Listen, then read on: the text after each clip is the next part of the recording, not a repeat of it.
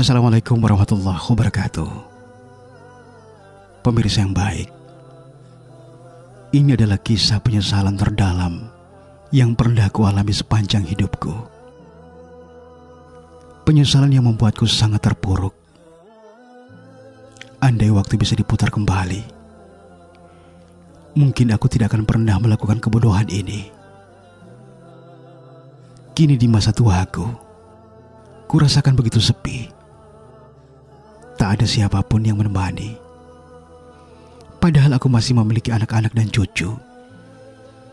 Ya, tapi mungkin ini adalah hukuman yang layak untukku. Pemirsa, dahulu, 30 tahun silam, aku memiliki keluarga yang utuh.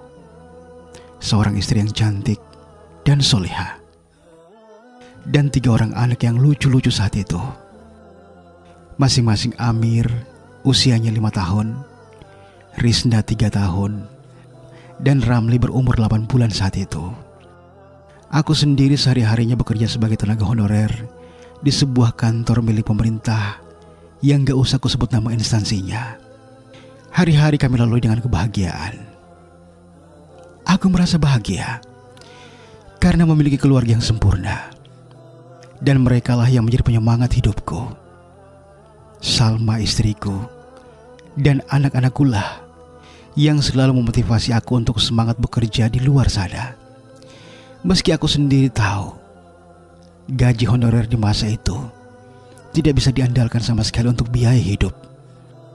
Apalagi memiliki 3 orang anak yang masing-masing memiliki kebutuhan sendiri-sendiri. Sehingga sepulang kantor aku juga ngojek sampai jam 10 malam. Semua aku lakukan demi keluarga kecilku. Istriku pun sangat telaten memenuhi kebutuhanku dan merawat anak-anakku. Hingga suatu hari, entah setan apa yang merasuki pikiranku, sehingga aku kepincut pada seorang wanita langganan ojekku. Seorang janda kaya dengan 1 anak yang memiliki usaha tailor atau rumah jahit. Kania namanya. Perkenalan kami awalnya hanya sebatas tukang ojek dan penumpang. Waktu itu Kania 4 kali menjadi penumpangku karena sopir pribadinya berhalangan. Akhirnya setiap kali dia memakai jasaku. Di saat-saat itulah ia sering curhat tentang beratnya hidup yang ia rasakan sebagai orang tua tunggal tanpa suaminya. Aku yang terenyuh akhirnya kadang-kadang menjadi teman curhatnya, dan itu yang membuat dia nyaman denganku. Kadang ia memintaku untuk selalu mengantarnya, walau ia memiliki kendaraan pribadi dan seorang sopir. Aku sendiri merasa bersyukur dengannya, karena setiap kali kan dia memakai jasa ojekku, bayarannya selalu lebih. Bahkan kadang ia membelikan berbagai snack untuk anak-anakku di rumah, dan aku merasa cukup semua itu. Hingga suatu hari kan dia menawarkan aku untuk bekerja di rumahnya sebagai security. Kuakui kan dia wanita tajir. Rumah jahit yang ia kelola memiliki omset yang sangat besar. Dan dia juga memiliki 2 butik yang juga beromset puluhan juta hingga ratusan juta per bulannya. Akhirnya dengan meminta izin dari istriku Salma, aku mulai bekerja sebagai security di rumah pribadi sekaligus tailor milik Kania. Pemirsa yang budiman, hari-hari aku lalui dengan biasa-biasa saja. Tapi ternyata Kania yang kurasakan memiliki rasa padaku, selalu mencari perhatianku. Kadang-kadang untuk urusan-urusan yang bukan bagianku pun, Kania selalu memintaku untuk mengerjakannya. Jadinya aku selalu menjadi temannya kemana saja. Hingga suatu hari, karena kedekatan kami yang sudah semakin akrab dan sangat dekat, akhirnya Kania dengan terang-terangan menyampaikan perasaannya padaku. Saat itu aku sangat bingung, tidak tahu cara menanggapinya. Apalagi ada Salma istriku yang begitu setia mendampingiku selama ini. Akankah Salma mengizinkan aku menikahi Kania? Aku juga kaget dengan ungkapan perasaan Kania padaku. Apalagi Kania tahu bahwa aku sudah punya istri dan 3 orang anak yang masih kecil-kecil. Akhirnya aku sampaikan pada Kania bahwa aku tidak bisa menikahinya. Mendengar hal itu Kania tidak berputus asa. Berbagai usaha untuk mendapatkan aku selalu ia lakukan. Bujuk rayunya dan iming-iming materi selalu ia tunjukkan pada aku. Hingga akhirnya aku dan Kania menjalin hubungan diam-diam. Bahkan akhirnya kami berdua khilaf dan melakukan hubungan yang seharusnya tidak layak kami lakukan. Dan setiap melakukannya, aku selalu merasa berdosa pada istriku yang dengan setianya menantiku di rumah. Pemirsa yang baik, singkat cerita akhirnya hubunganku dengan Kania semakin dekat. Kania memintaku untuk menikahinya secara siri agar kami tidak mencetak dosa terus-menerus. Dan dengan pertimbangan itulah akhirnya aku menikahinya diam-diam.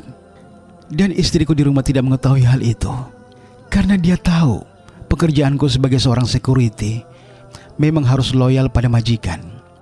Sehingga kadang-kadang saat aku tidak pulang ke rumah pun, ia tahu bahwa itu karena tugas yang gak bisa aku tinggalkan. Dan akhirnya aku menjalani kehidupan dengan dua istri secara diam-diam. Namun seiring bergulirnya waktu, Kania mulai mendesak aku agar menikahinya secara resmi. Berulang kali aku sampaikan bahwa aku belum bisa saat itu. Namun ia selalu mendesakku dengan berbagai ancaman. Hingga tanpa sepengetahuanku, Kania datang ke rumah dan menyampaikan semuanya pada Salma. Hingga akhirnya semua menjadi berantakan. Salma yang ku kenal sosok pendiam dan penyabar, ternyata menjadi buas saat itu. Karena aku telah mendoakannya, ia tidak memberiku kesempatan untuk menjelaskan segalanya. Aku juga tak berkutik, karena mertuaku dan ipar-iparku turut mendukung keputusan Salma yang ingin berpisah denganku. Baginya aku adalah sosok pengkhianat yang tidak bisa dimaafkan. Aku dianggapnya telah menodai kepercayaannya yang selama ini ia telah berikan pada aku. Dan aku tidak berdaya saat itu, selain mengikuti permintaannya dan diperkuat oleh mertuaku. Akhirnya kami pun bercerai secara resmi, dan aku tidak mendapatkan hak asuh anak. Pemirsa yang baik, dengan perasaan yang sedikit hancur karena rumah tanggaku yang bahagia dulunya akhirnya hancur, aku memilih menikahi Kania secara resmi. Dan kami pun hidup bahagia. Meski bayang-bayang Salma dan ketiga buah hatiku yang masih kecil-kecil itu selalu membayang-bayangi pikiranku. Meski demikian aku berusaha terus membangun hubungan baik dengan ketiga anakku. Namun karena kecemburuan yang besar karena takut aku kembali pada Salma, akhirnya Kania membatasiku berkunjung untuk sekedar melepas rindu pada anak-anakku. Kania berinisiatif mengirimkan uang jajan dan semua kebutuhan anak-anakku, namun selalu ditolak mentah-mentah oleh Salma dan keluarganya. Katanya najis menerima pemberian dari Kania karena mereka tahu itu bukan dari aku. Akhirnya seiring bergulirnya waktu, aku putus komunikasi dengan anak-anakku, dan Kania benar-benar membatasi ruang gerak-gerikku. Ada rasa sesal mengapa harus seperti itu. Tapi nasi sudah menjadi bubur, dan aku terpaksa melanjutkan hidupku dengan menjadi suami seutuhnya bagi Kania. Pemirsa, waktu terus berjalan, dan dari pernikahanku dengan Kania kami tidak diberikan momongan. Kania sendiri akhirnya meninggal dunia pada tahun 2015 silam, di usianya 67 tahun. Sedangkan aku sendiri kini berusia 69 tahun. Dan karena sebuah konflik internal dengan anak kandung dan keluarga Kania, akhirnya aku diusir dari rumah Kania tanpa pegangan apapun. Aku bingung tidak tahu harus kemana. Hingga akhirnya aku memberanikan diri menemui anak-anakku yang kini sudah dewasa dan memiliki keluarga masing-masing. Anak sulungku Amir kini bekerja di perusahaan BUMN, masih di kota kami. Hanya saja saat aku berusaha temui, Amir seolah tidak peduli padaku. Bahkan aku tidak diberi kesempatan untuk sekedar menyapa dan memeluknya walau sebentar saja. Sementara Risna, anak kedua aku, kini memiliki usaha warung kecil-kecilan di depan rumahnya. Aku juga pernah singgah silaturahim ke tempatnya. Risna tidak membenciku.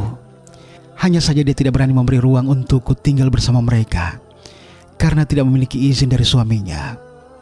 Sementara si bungsu Ramli pernah 2 kali berjumpa denganku, namun kelihatannya dia sangat membenci aku. Dia bahkan sama sekali tidak mau melihat wajahku. Ya Rob, sedih rasanya saat aku tahu aku masih memiliki anak-anak yang sudah besar-besar, namun merasa tidak punya keluarga. Di usia senjaku, tidak ada satupun anak-anakku yang mau menerima kehadiranku. Walau aku sadari ini adalah karma bagiku.